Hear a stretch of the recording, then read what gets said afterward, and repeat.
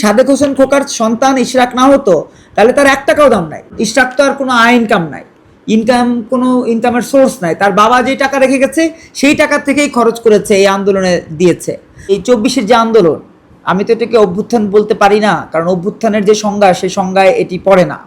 অভ্যুত্থানের সংজ্ঞার মধ্যে 24 পড়ে না। কিন্তু এই আন্দোলন যদি আমি বলি, সে আন্দোলনেও যেই রসদ প্রয়োজন হয়, যেই ফিনান্স প্রয়োজন হয়, যে জনবল প্রয়োজন হয়, সেই জনবলের অর্ধেকেরও বেশি এসছে পুরান ঢাকা থেকে, অর্ধেকেরও বেশি।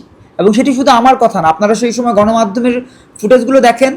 হ্যাঁ, সেই সময় বিএনপির নেতাকর্মী, ছাত্র দলের নেতাকর্মী, যুব দলের নেতাকর্মী, অন্যান্য নেতাকর্মীরা কিন্তু এখানে সম্পৃক্ত হয়েছেন। এবং টাকাটা এসছে সাদেক হোসেন খোকার কষ্টার্জিত অর্থের যে সঞ্চয়, সেই সঞ্চয় থেকে।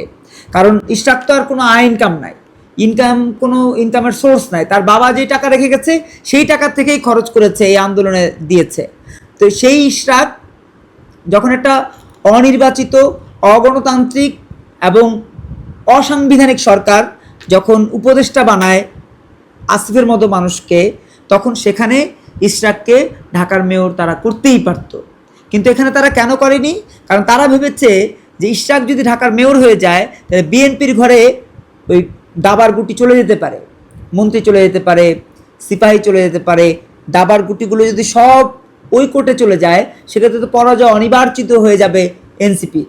তারা তো জানে না যে এই মেয়র হোক বা না হোক, মেয়র তাকে করা হোক বা না হোক, বাংলাদেশের একটা বিশেষ শ্রেণী বিএনপি কেন্দ্রিক, আর ঢাকার একটা বিশেষ গোষ্ঠী ইশরাক কেন্দ্রিক, সাদেক হোসেন খোকা কেন্দ্রিক।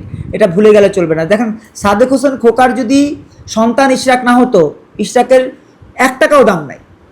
যদি সাদেক হোসেন খোকার সন্তান ইশরাক না হতো তাহলে তার 1 টাকাও দাম নাই। কিন্তু যদি সাদেক হোসেন খোকার সন্তান তাকে ধরা হয়, তাহলে তাকে অবশ্যই ভ্যালু দিতে হবে, তার মূল্যায়নটা করতে হবে।